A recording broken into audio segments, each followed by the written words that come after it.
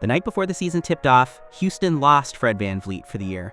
A torn ACL, their starting point guard, gone before a single game was played. Their standing as a contender took a serious hit overnight.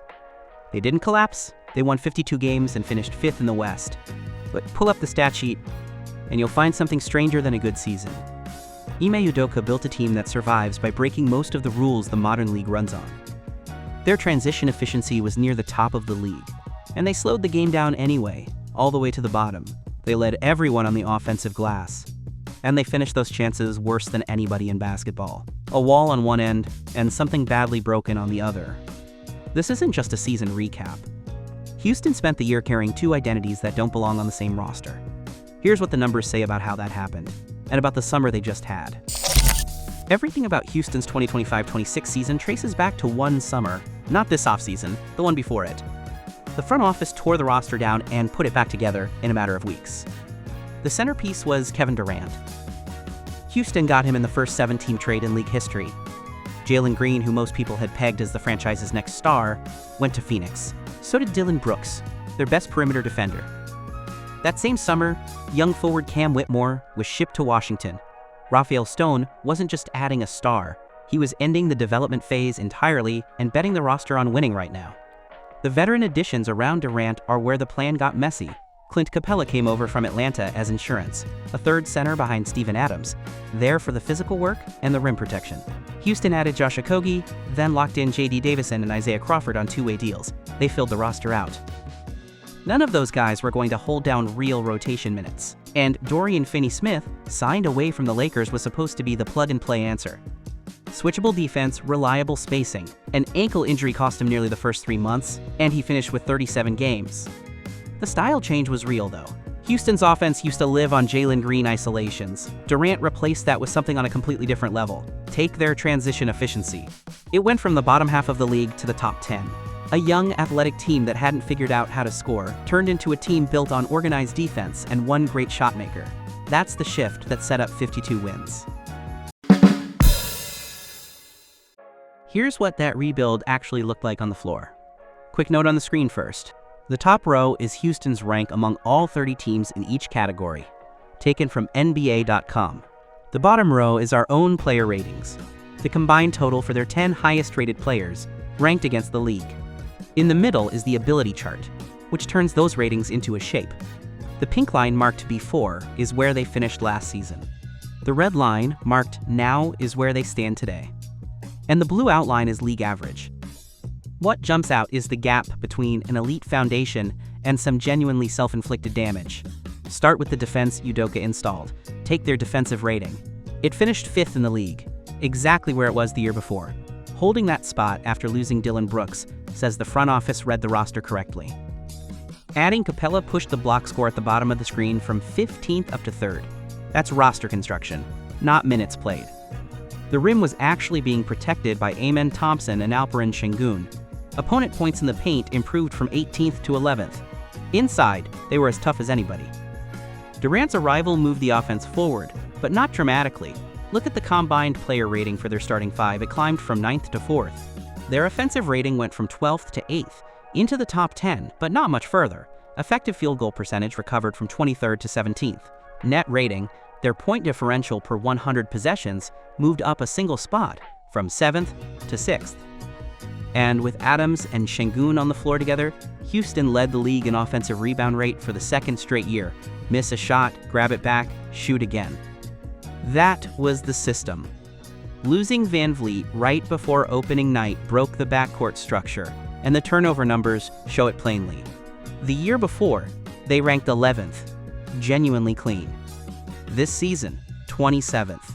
Assist rate crept from 30th to 27th, which is barely movement at all. Playmaking got split between Thompson, Reed Sheppard, and Sengun, and the giveaways piled up. Then in February, during All-Star Week, an anonymous account reportedly tied to Durant was criticizing Rockets players. That didn't help the room. And 32 games in, Steven Adams went down with an ankle injury. Surgery ended his season. Houston lost their floor general before the year started, and one of their steadying veterans in the middle of it. The strangest number on the sheet is their pace. Normally, a team that turns it over and struggles in the half-court speeds up. Get out early, score before the defense sets. Houston did the opposite. Their pace rank dropped from 18th to 29th. Part of that was fear. Young ball handlers in an up-tempo game is how you lose control fast. Part of it was design. Durant at 37 is deadly in the half court, and Sengun needs time to work from the post. Udoka slowed the entire floor down to fit his two best players, and this stat sheet is what came out of it. Now the actual shot creation. On screen are the play type rankings, built from NBA.com's tracking data. What they show is an offense that argues with almost everything the modern game teaches. Start with the contradiction. Houston ranked 29th in pace, but their points per possession in transition went from 22nd all the way to 6th. Thompson would strip the ball on the perimeter and take it the other way himself. Durant, trailing the play, finished at a high clip from the second wave. Running was the best thing they did all year, and they deliberately ran less. The reason sits in the half-court. With VanVleet out, the only reliable half-court starting point was Sengun in the post. Their post-up frequency jumped to 2nd in the league. The efficiency fell from 3rd to 19th. Defenses figured out that everything began at the block, and they sent doubles every single time. He was carrying too much, and the numbers dropped accordingly.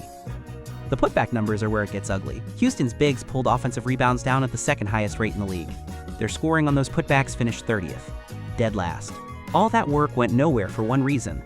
Their combined 3-point score, which weighs volume against accuracy, ranked 25th, so the perimeter never threatened anybody.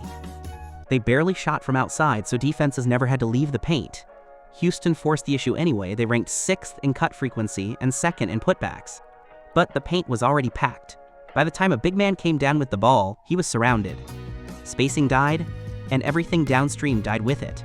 Cut efficiency dropped to 24th, putbacks to 30th. All that volume and nothing to show for it.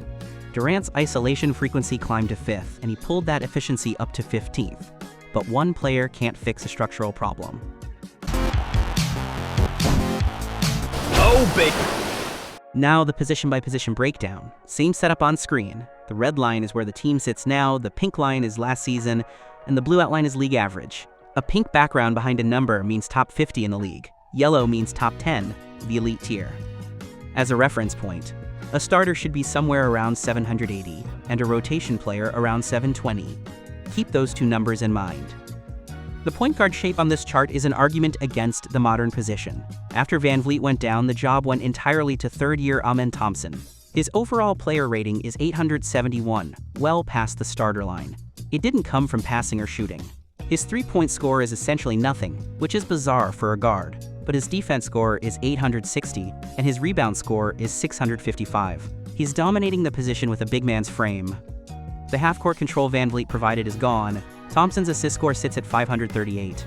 His playmaking is rough, and it fed straight into the turnover problem. What he gives back is pressure at the top of the defense that almost nobody in the league can generate. Aaron Holiday backs him up and keeps things stable. Houston lost a traditional point guard and replaced him with a 6'7" athlete, and ended up with one of the best defensive point guard spots in basketball. One more thing on Thompson. He made all defensive first team the year before this one. He didn't repeat it, and his jumper went backwards, down to 22% on a little over 1 attempt a game. That's the case against paying him the full max. And as of this recording, his rookie extension still isn't done. The reporting says it won't be the full max at 5 years and $251 million. The expectation is somewhere between 20 and 22% of the cap, roughly $200 million total. That's the biggest open question Houston has before camp. Shooting guard is where the teardown paid off most clearly. Sending their leading scorer to Phoenix looked like giving up a future star. The red line says otherwise. The new centerpiece here is second-year Sheppard. His overall player rating is 809, comfortably past the starter line. The heavy isolations and rim attacks are gone. What Sheppard brought instead was efficient spacing and cleaner decisions. His 3-point score is 748. In actual games, he shot 39.4% from deep. That's the shot that keeps defenses from sitting in the paint. His steal score of 838 says he reads passing lanes too. Depth here comes from 4th-year Tari Eason, who moved between the starting lineup and the bench. He's listed at guard on the chart and posts a 789, well above the rotation line. The shooting isn't there. The defense score of 898 is, and he physically wears down opposing backcourts. Sheppard opens things up with shooting and feel, Eason shuts the door. That's a real rotation, not one star. And a supporting cast. Small forward is where the all-in decision shows up most. Houston gave up Brooks and their perimeter defense to get one thing back. Kevin Durant, still one of the best scorers alive. The red line here is a different shape entirely. His overall player rating of 891 is the highest on the roster by a clear margin. His PIE, which measures total impact, comes in at 853, deep into the league's top 10 tier. His scoring efficiency score is 820. When the offense stalls out, he ends it himself, with isolations and mid-range shots that shouldn't go in. He also posts a 616 three-point score and holds up defensively at 839. If you only count players listed at small forward, the depth behind him looks thin. That reading misses the point. When Durant sits, Tari Eason slides over from the guard spot, and Dorian Finney-Smith slides over from the 4. On paper, that keeps the defensive level intact. Whether it actually worked is a different question. The power forward section has that answer. At power forward, fourth-year Jabari Smith Jr. anchors the position. His overall player rating is 813, past the 780 starter line. The real development is that he isn't just a shooter anymore. His three-point score improved to 477, and he knocks them down. The spacing he provides is what makes Durant's isolations and Sengun's post-ups work at all. His defense score of 845 covers everything from paint help to switching onto guards. He isn't the highlight guy, he's the balance. Behind him was Dorian Finney-Smith. His overall player rating of 649 and defense score of 714 sit just above league average. Nothing flashy. Normally, those are the numbers of a player who does the quiet work. Switch coverage, filling gaps, guarding multiple positions. That was the plan. It didn't happen. He shot 27% from 3, and the role never materialized. Houston traded him to Charlotte this summer, attaching 3 second-round picks to move him. Refilling this backup spot is a quieter problem heading into next season. Last, the center spot, the heart of the offense and the source of its biggest problem. Alperen Sengun runs the half court, and his overall player rating is 856. He belongs in the modern hub center lineage with Nikola Jokic and Domantas Sabonis. At 24, he's already carved out his own version of it. His assist score is 581, which is remarkable for a center. He's effectively running point from the post. His scoring efficiency score climbed to 624. In real games, he averaged 20.4 points.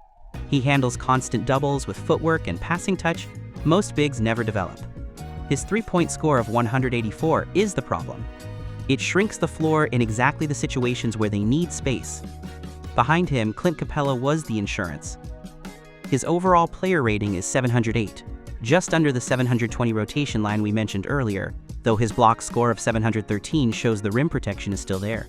He played about 12 minutes a night. Even after Adams went down, that didn't really change. Sengun's feel and Adams' size were the two halves of this team. That pairing, early in the season, is what the whole system was built on. When Adams was lost, Capella couldn't replace the physical half of it. That's the direct line to finishing last in putback efficiency. 52 wins, 30 losses, 5th in the West. On the official record, 2025-26 looks like a breakthrough year.